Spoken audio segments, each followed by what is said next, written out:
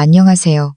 오늘 제가 들려드릴 이야기는 어쩌면 여러분에게도 익숙한 혹은 지금 누군가는 겪고 있을지도 모를 그런 이야기입니다. 평범한 일상 속에 감춰진 배신과 그 끝에서 찾은 새로운 삶의 시작. 내연녀와 해외여행 간 남편을 위해 마비된 시어머니를 친정으로 보내버린 며느리의 이야기입니다. 저녁 7시 반, 마지막 국물을 식탁에 올리자 거실 문이 띠띠띠 하는 번호키 소리와 함께 열렸습니다.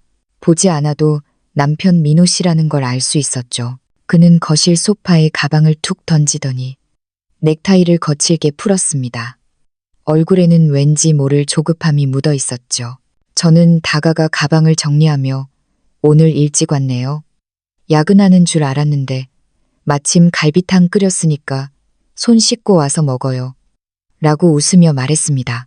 하지만 민호 씨는 제 말에 대꾸도 없이 미간을 찌푸리며 대뜸 이렇게 말하더군요. 참, 다음 주 월요일부터 한 보름 정도 출장 가야 해. 회사에서 갑자기 잡힌 일이라 어쩔 수가 없네. 순간 제 손길이 멈칫했습니다. 며칠 전 식사할 때만 해도 이번 달은 출장 계획이 없다고 했었거든요. 의아했지만 건축 자재 영업을 하는 사람이라 출장이 잦은 건 어쩔 수 없는 일이라 생각했습니다. 그래요. 그럼 내일 짐 챙겨둘게요. 어느 지역으로 가요? 다음 주부터 기온 떨어진다는데 두꺼운 옷 좀 챙길까요? 제 물음에 민호 씨는 시선을 피하며 테이블 위에 물컵을 들어 벌컥벌컥 마시더니 버벅거리며 대답했습니다. 아직 확실히 정해진 건 아냐. 아마 남부 지방 쪽일 것 같아. 두꺼운 옷은 필요 없어. 거기 가서 모자란 거 있으면 사 입지. 뭐. 그의 말씨가 어딘가 이상했지만 깊이 생각하진 않았습니다. 결혼 생활 내내 그가 살가운 편은 아니었어도 큰 사고를 친 적은 없었으니까요. 저는 주방으로 들어가 국을 담아 식탁에 놓으며 덧붙였습니다. 먼저 먹어요. 어디에 도착하든 연락 한 통 남겨줘요. 그래야 나도 마음이 놓이니까. 민호 씨는 자리에 앉아 숟가락을 들었지만 마음은 콩밭에 가 있는 듯 했습니다. 몇 분 간격으로 휴대폰 불빛이 번쩍였고 그는 그때마다 확인만 할 뿐 답장은 하지 않은 채 황급히 화면을 껐습니다. 예전에는 출장 가기 전에 이렇게 허둥대지 않았는데 이번 프로젝트가 힘든 걸까 싶어 마음이 조금 쓰였습니다. 식사를 마친 그가 씻으러 들어갔고 휴대폰은 현관 근처 수납장 위에 놓여 있었습니다. 설거지를 하던 중 카톡하는 알림음과 함께 화면이 환하게 켜졌습니다. 일부러 보려던 건 아니었지만 글자 크기를 크게 설정해둔 탓에 제 곁눈질에 내용이 선명하게 들어왔습니다. 민호 오빠, 내일 몰디브 가는 비행기 티켓 다 챙겨뒀어. 여권 꼭 가방에 넣는 거 잊지 마. 들켜서 일 망치면 안 되니까. 그 순간 제 손에 들려있던 그릇이 싱크대 바닥으로 쾅 하고 떨어졌습니다. 튀어오른 물이 바지에 다 젖었지만 닦을 생각조차 들지 않았습니다. 몰디브와 출장, 이 두 단어가 어떻게 한 문장에 담길 수 있을까요? 저는 홀린 듯 현관으로 걸어가 그의 휴대폰을 집어들었습니다. 훔쳐보려던 게 아니라 제가 잘못 본 게 아닌지 확인해야만 했습니다. 비밀번호도 걸려있지 않은 휴대폰을 열어 카카오톡을 확인했습니다. 보낸 사람의 이름은 유리.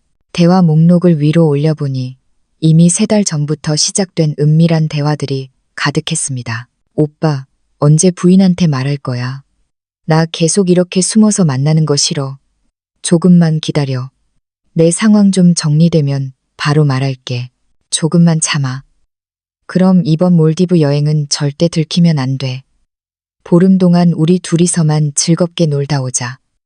걱정 마. 출장 간다고 하면 우리 와이프 알잖아. 워낙 고지식하고 순진해서 의심도 안 해. 그럼 내일 아침 공항에서 기다릴게. 같이 출발하자. 글자를 읽어내려가는 제 손이 주체할 수 없을 정도로 떨렸습니다. 휴대폰을 놓칠 뻔했죠. 그가 말한 출장이 다른 여자와 해외여행을 가는 것이었다니 지난 3달 동안 야근이다, 접대다 하며 늦게 들어온 시간들이 모두 이 유리라는 여자와 함께였다는 사실에 가슴이 무너져 내렸습니다. 문득 얼마 전 휴대폰 용량이 부족하다며 새 폰으로 바꾼다던 일.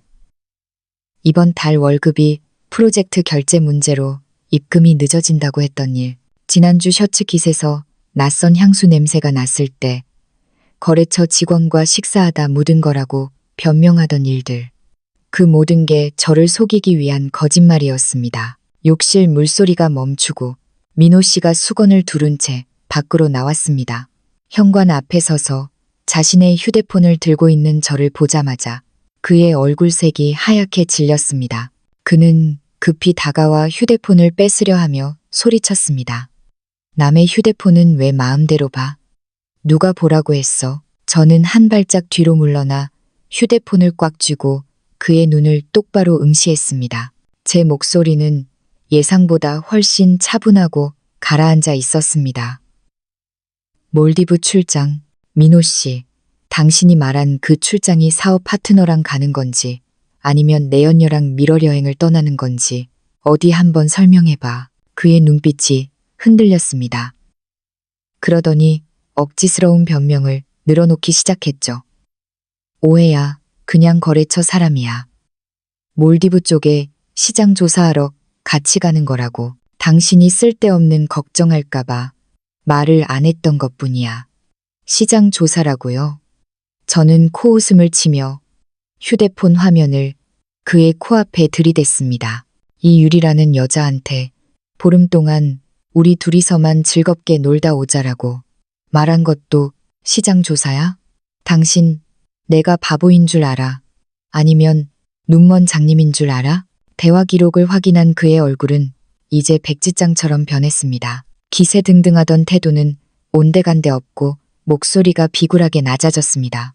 여보, 내 말 좀 들어봐. 당신이 생각하는 그런 거 아냐. 그냥 회사 동료야.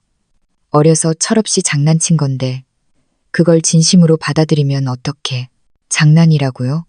지난 몇 년간 이 집구석을 위해 제가 바친 모든 것이 주마등처럼 스쳐 지나갔습니다. 매일 아침 5시에 일어나 아침상을 차리고 그가 야근하고 올 때까지 밤늦게까지 기다리며 그 수발을 다 들었습니다. 무엇보다 전신마비로 누워 계신 그의 어머니를 위해 3년 동안 대소변까지 받아내며 지극정성으로 돌봤습니다. 그런데 그는 집안의 돈을 끌어다 다른 여자와 해외에서 호사를 누리려 하다니요. 가슴에 칼이 꽂힌 듯 아팠지만 눈물조차 나오지 않았습니다. 오히려 머릿속이 맑아졌습니다. 지금 여기서 울고불고 난리를 쳐봤자 저만 더 비참해질 뿐이라는 걸 깨달았으니까요. 저는 휴대폰을 그에게 던져버리고 거실로 걸어나갔습니다. 식탁 위에 놓인 아직 손도 대지 않은 갈비탕이 보였습니다. 예전에는 구수한 냄새라고 생각했는데 지금은 구역질이 날 정도로 역겨웠습니다. 소파 위에 있던 그의 가방을 열어 서류와 지갑을 쏟아냈고 수납장 위에 차키도 함께 현관 문 앞에 놓았습니다. 민호 씨는 멍하니 서 있다가 제 팔을 붙잡으며 애걸했습니다. 여보, 왜 그래? 내가 잘못했어. 됐지. 나 안 갈게. 그 여자랑 당장 끝낼게. 우리 다시 잘해보자. 응? 저는 그의 손을 뿌리치고 아주 무미건조한 어조로 말했습니다. 민호 씨, 우리 사이에 다시 잘해보자는 말은 이제 없어. 몰디브 가고 싶어? 가. 안 말려. 대신 당신 어머니, 난 이제 더 못 모셔. 내일부터는 당신이 알아서 해. 그 말에 그가 당황하며 소리쳤습니다. 어머니가 저렇게 누워 계시는데 나보고 어쩌라는 거야? 내가 이번 일은 잘못했지만 어머니는 돌봐야 할 거 아냐. 당신이 며느리로서 당연히 해야 할 도리잖아. 당연한 도리라고요. 저는 헛웃음이 나왔습니다. 3년 동안 내가 어머니 돌보는 동안 당신은 매달 생활비 조금 보탠 거 말고 뭘 했어? 어머니가 한밤중에 열이 펄펄 끓을 때 없고 병원 달려간 건 나였고 병원 밥 입에 안 맞는다고 하셔서 매일 집에서 국 끓여 나른 것도 나였어. 어머니가 짜증내며 욕할 때도 난 한마디 대꾸 안 했어. 그게 내 도리라고 생각했으니까. 그럼 아들이자 남편인 당신의 도리는 뭔데? 집안 돈 빼돌려서 상간녀 비위 맞추고 해외여행 가는 거? 그게 당신 도리야.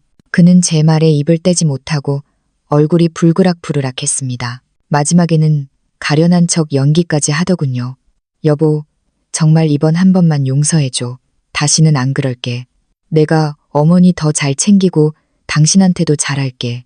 응, 저는 더 이상 대꾸하지 않고 침실로 들어가 그의 옷가지들을 옷장에서 꺼내 캐리어에 쑤셔 넣었습니다. 뒤에서 그가 계속해서 싹싹 빌었지만 단 한마디도 귀에 들어오지 않았습니다.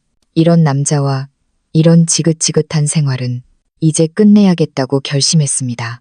짐을 다 싼 뒤 캐리어를 현관으로 밀어내고 건너방으로 갔습니다. 날씨가 추워져 시골 고향집에 계시기 힘들다며 저희 집에 모셔온 시어머니는 이미 깊이 잠들어 계셨습니다. 평온하게 잠든 노인의 얼굴을 봐도 이제는 아무런 감흥이 없었습니다.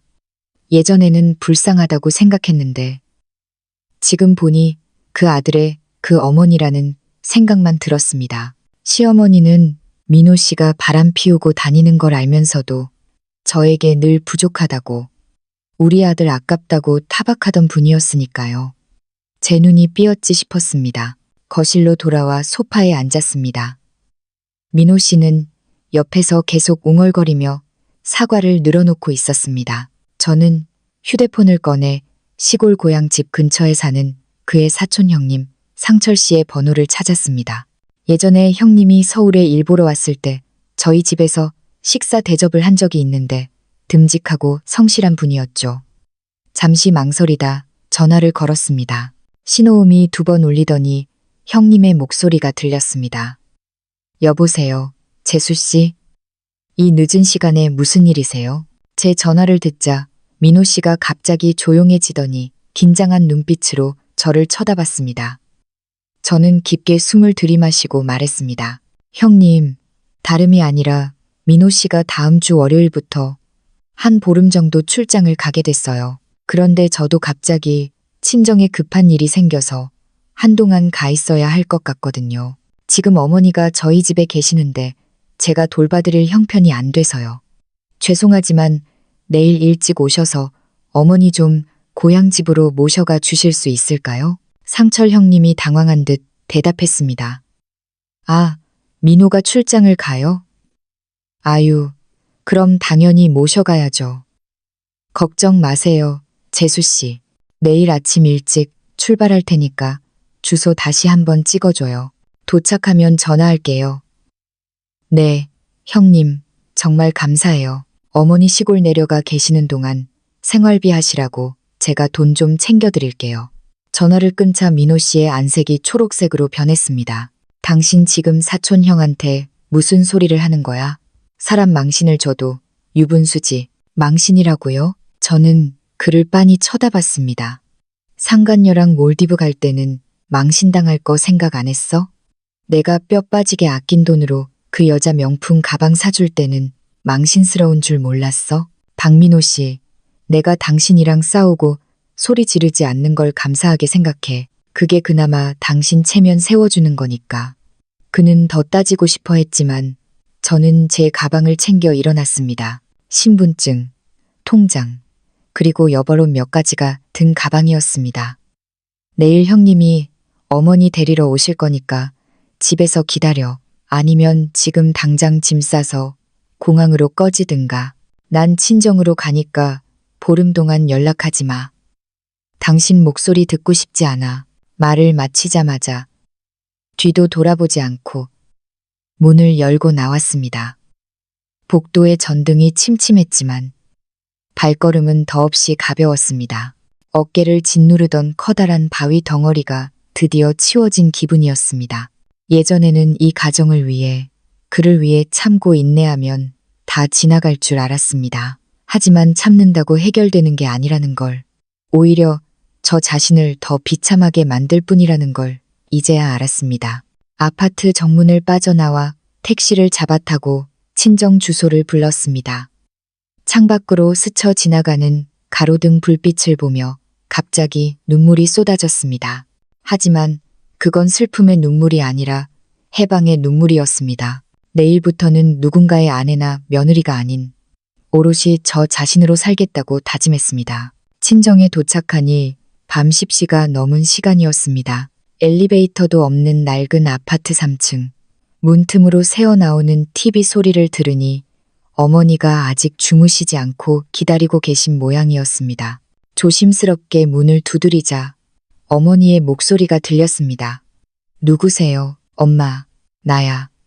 문이 벌컥 열렸고 파자마 차림에 어머니가 당황한 기색으로 제 손을 잡았습니다. 아니, 이 시간에 어쩐 일이야? 민호랑 싸운 거야? 무슨 일 있으면 미리 전화를 하지.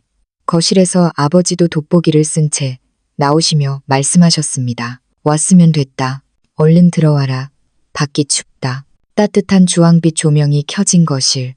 소파 위에는 어머니가 뜨다만 뜨개질감이 놓여 있었습니다. 어머니는 따뜻한 물 한 잔을 내주시며 제 손을 꼭 잡으셨습니다. 지은아, 도대체 무슨 일이야?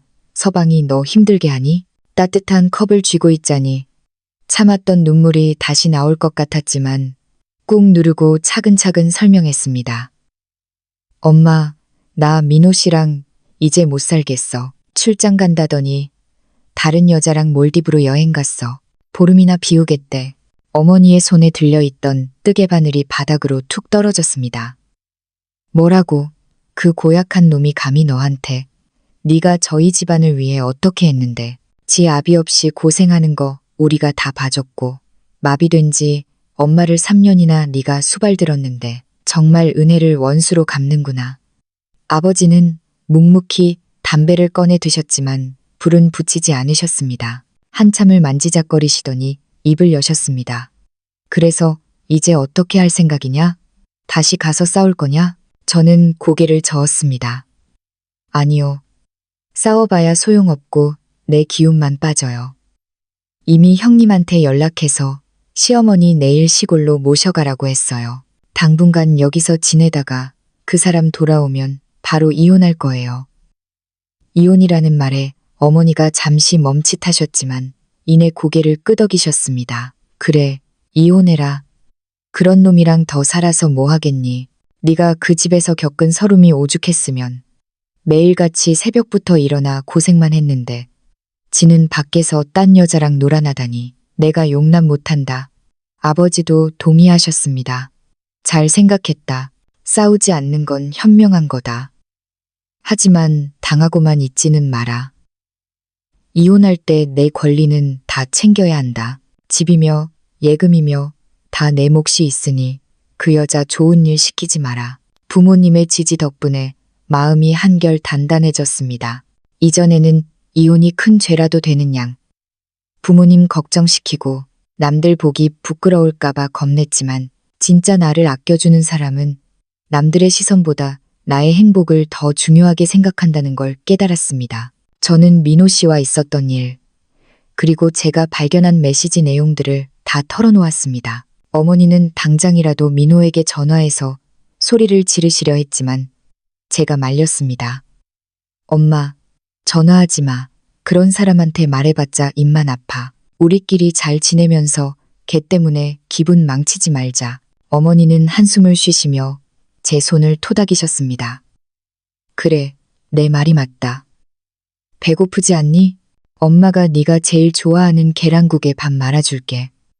어머니가 주방으로 가시는 사이 아버지가 곁으로 다가와 말씀하셨습니다. 지은아, 다시 일해볼 생각 없니? 아빠 친구 중에 회계 사무소 하는 분이 있는데 네가 예전에 회계 공부했었잖니. 내가 한번 물어볼게.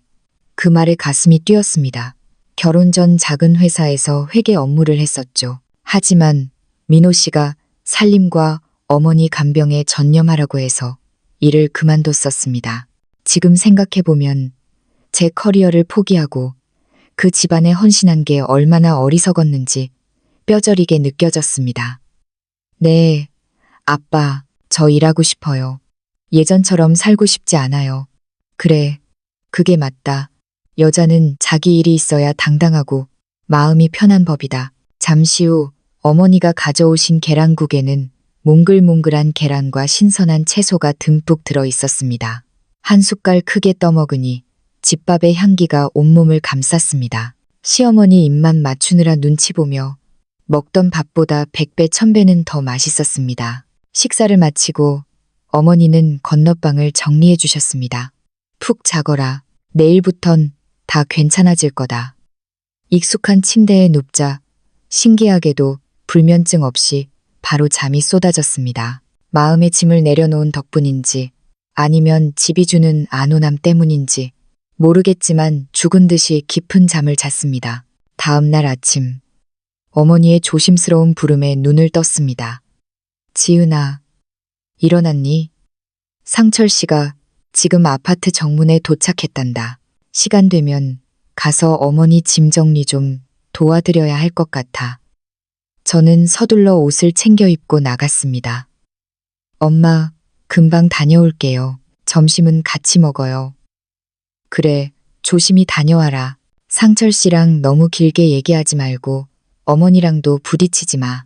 할 도리만 딱 하고 오면 된다.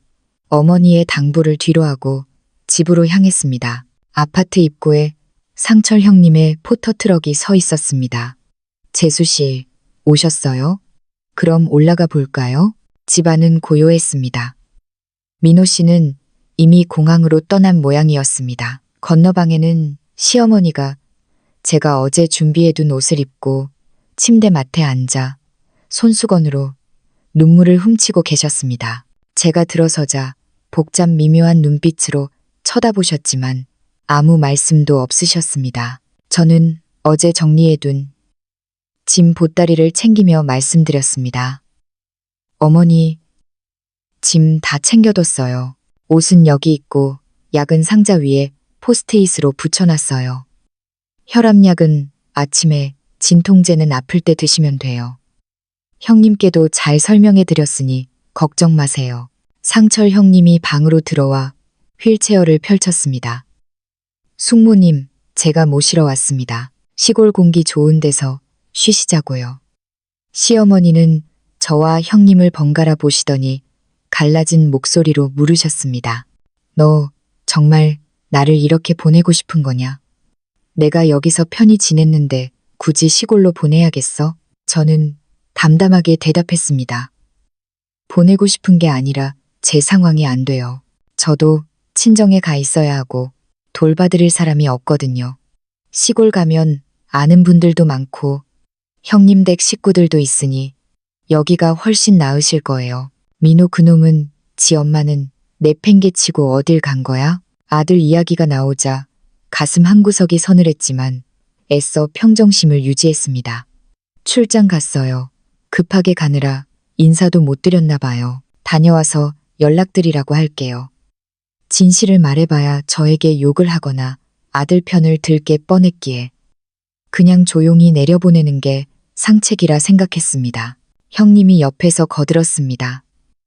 숙모님 가십시다. 시골 집에 저희 어머니도 기다리고 계시고 심심하지 않으실 거예요.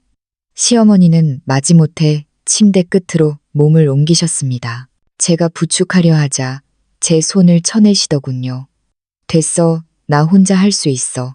늘 이런 식이었습니다. 평생 남의 수발만 받으시며 고마운 줄 모르시던 분이었죠. 저는 개의치 않고 겉옷을 입혀드린 뒤 형님이 시어머니를 트럭 조수석에 태우는 것을 도왔습니다. 형님, 고생 많으셨어요. 이 돈은 어머니 생활비에 보태 쓰세요. 부족하면 말씀하시고요. 형님은 한사코 거절하셨지만 저는 억지로 손에 쥐어드렸습니다. 제 마지막 돌이라고 생각하고 받아주세요. 그리고 아주머니께도 잘 돌봐달라고 전해주세요. 무슨 일 있으면 연락하시고요. 트럭이 멀어지는 것을 보며 저는 멍하니 서 있었습니다. 슬프지도 그렇다고 너무 기쁘지도 않은 그저 해야 할 일을 마친 듯한 무덤덤한 기분이었습니다. 집으로 다시 올라가 마지막으로 제 짐을 챙겼습니다. 5년 동안 살았던 집인데 이제는 남의 집처럼 낯설게 느껴졌습니다. 안방 옷장을 여니 민호 씨의 옷들이 그대로 걸려 있었습니다. 한쪽 벽에는 결혼 사진이 걸려 있었죠. 활짝 웃고 있는 우리 두 사람의 모습이 가증스러워 사진기를 떼어 서랍 깊숙이 넣어버렸습니다. 회계사 자격증 책들과 제 개인 소지품들을 캐리어에 가득 담았습니다. 거실 테이블 위에는 차키와 함께 쪽지를 남겼습니다. 내 짐은 다 가져가. 어머니는 상철 형님이 시골로 모시고 갔으니 궁금하면 10xxxxxxxx로 전화해봐. 우리 사이는 이제 끝이야.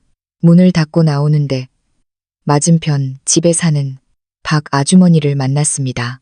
지은 씨, 어디 가요? 민호 씨는 아주머니, 저 친정에 좀 다녀오려고요. 민호 씨는 출장 갔어요. 그래요. 조심히 잘 다녀와요. 짧은 인사를 나누고 아파트를 빠져나왔습니다. 친정으로 돌아가는 버스 안에서 저는 남편의 번호를 수신 차단했습니다. 예전에는 전화벨 소리만 기다렸는데 이제는 그럴 필요가 없다는 사실이 너무나도 시원했습니다. 집에 돌아오니 어머니가 주방에서 된장찌개를 끓이고 계셨습니다. 왔니? 어서 씻어라. 밥 먹자. 저는 주방으로 들어가 채소를 다듬으며 말했습니다. 엄마, 나 내일부터 당장 구직 활동 시작할래.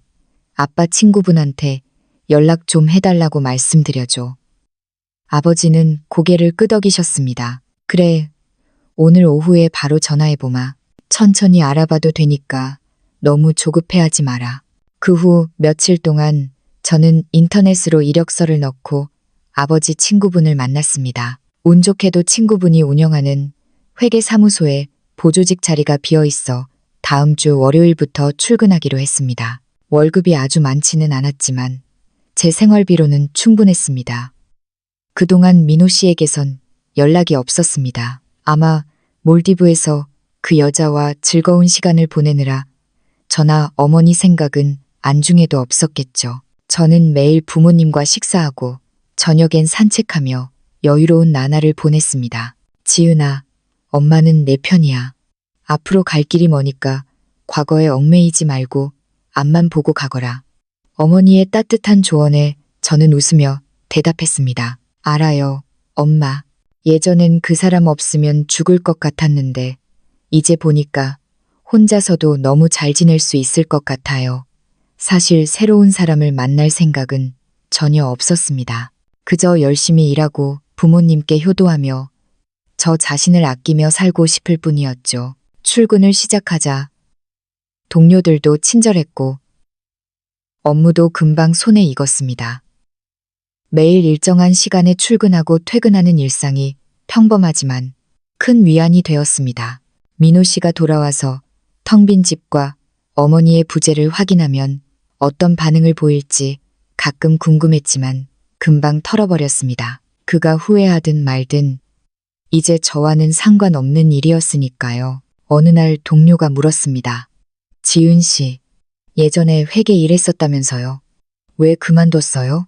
결혼하면서 전념하려고요. 그런데 집에만 있으니 답답해서 다시 나왔어요. 저는 웃으며 적당히 대둘러댔습니다. 과거의 상처가 부끄럽지는 않았지만 굳이 드러내고 싶지도 않았습니다.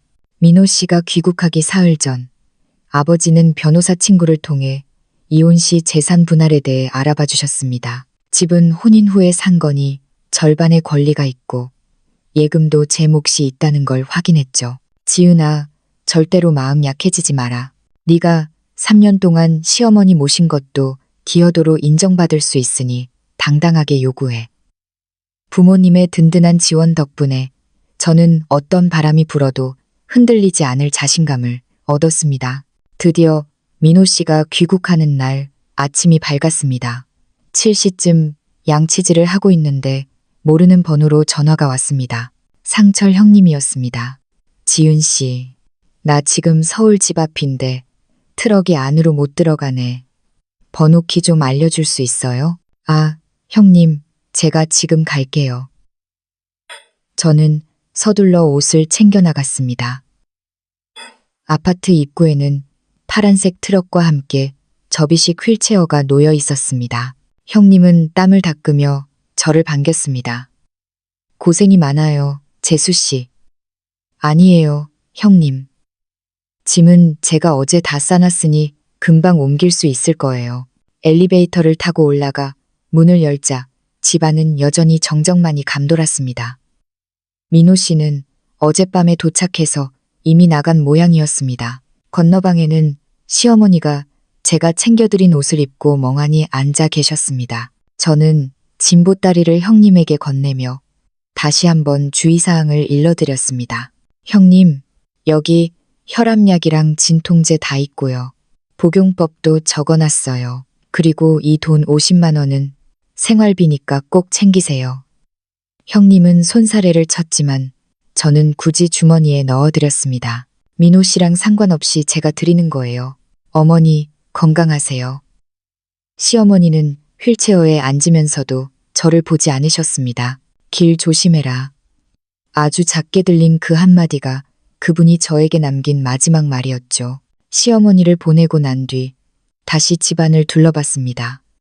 5년의 세월이 무색하게 이제는 참 차갑고 낯설었습니다. 제 흔적을 말끔히 지우기 위해 안방 옷장에서 제 옷가지들을 마저 챙겼습니다. 그러다 옷장 구석에서 발견한 결혼 앨범. 예전엔 소중했지만 지금은 그저 종이 뭉치에 불과했습니다. 저는 앨범을 쓰레기통 옆에 두었습니다. 주방 찬장에는 제가 아껴 쓰던 그릇들이 있었지만 다 두고 나왔습니다. 이제 새로운 시작을 위해 과거의 물건들에 미련을 두지 않기로 했으니까요. 현관문에 다시 한번 쪽지를 붙였습니다. 재산 분할과 이혼 서류는 변호사를 통해 보낼 거야. 협의 이혼할 생각 있으면 이번 주 내로 연락해. 아니면 소송으로 갈 거니까 알아서 해. 문을 잠그고 계단을 내려오는데 햇살이 눈부시게 내리쬐었습니다. 마치 제 앞날을 축복해주는 것 같았죠. 택시를 타고 부모님 댁으로 향하며 저는 다시 한번 마음을 다잡았습니다. 박민호, 당신의 무너진 일상은 이제 시작이야. 하지만 나의 빛나는 삶은 지금부터 시작이지. 그 시각, 몰디브에서 갓 돌아온 민호 씨는 인천공항에서 상간녀 유리와 작별 인사를 나누고 있었습니다. 오빠 덕분에 너무 즐거웠어. 이번 주말에 또 봐. 그래, 연락할게. 그는 의기양양하게 집으로 향했습니다. 하지만 현관문을 열자마자 그를 맞이한 건 싸늘한 공기와 먼지 냄새였습니다. 텅 빈 거실, 설거지통에 그대로 담겨있는 썩은 음식물 쓰레기, 그리고 시어머니의 부재. 그는 미친 듯이 제 이름을 불렀지만 대답하는 이는 없었습니다. 현관문에 붙은 제 쪽지를 발견한 그의 손이 사시나무 떨듯 떨렸습니다. 시어머니를 모셔간 상철 형님에게 전화를 걸었겠죠. 형님은 아마 불같이 화를 내며 그를 꾸짖었을 겁니다. 이 천하의 후회 자식아, 내 마누라 같은 사람을 두고 어디서 그따위 짓을 해. 숙모님은 지금 우리 집에 계시니까 다신 나한테 전화하지 마라. 전화를 끊은 민호 씨는 털썩 주저앉아 머리를 쥐어뜯었습니다. 지독한 후회와 절망이 그를 덮쳤겠지만 이미 버스는 떠난 뒤였습니다. 저는 그날 저녁 부모님과 함께 맛있는 갈비를 먹으며 웃음꽃을 피웠습니다. 우리 딸 고생 많았다. 이제 진짜 행복해지자. 아버지가 건네는 술 한 잔에 가슴속 응어리가 씻겨 내려갔습니다. 일주일 뒤 민호 씨로부터 연락이 왔습니다. 죽을 죄를 지었다며 제발 한 번만 만나달라고 울며 불며 매달리더군요. 저는 차갑게 대꾸했습니다. 법정에서 봐. 내 몫의 재산은 단 1원도 포기 안 할 거니까. 이후 이혼 절차는 빠르게 진행되었습니다. 그는 직장에서도 불륜 사실이 소문나 권고사직을 당했다는 소식을 들었습니다. 유리라는 그 여자도 그가 돈이 없다는 걸 알자마자 다른 남자를 찾아 떠났다고 하더군요. 인과응보라는 말이 딱 어울리는 결말이었습니다. 저는 회계사무소에서 능력을 인정받아 대리로 승진했고 부모님과 함께 매 주말 여행을 다니며 예전에는 꿈도 꾸지 못했던 평범하고도 소중한 행복을 누리고 있습니다. 인생은 짧습니다. 나를 소중히 여기지 않는 사람에게 내 귀한 시간을 낭비하기엔 우리 삶이 너무나 아깝습니다. 혹시 지금 이 순간에도 누군가를 위해 자신을 희생하며 참고 계시는 분들이 있다면 감히 말씀드리고 싶습니다. 자신을 먼저 사랑하세요. 그러면 세상도 당신을 사랑하기 시작할 것입니다. 저의 이 작은 이야기가 여러분의 삶에 작은 위로와 용기가 되었기를 바랍니다. 감사합니다.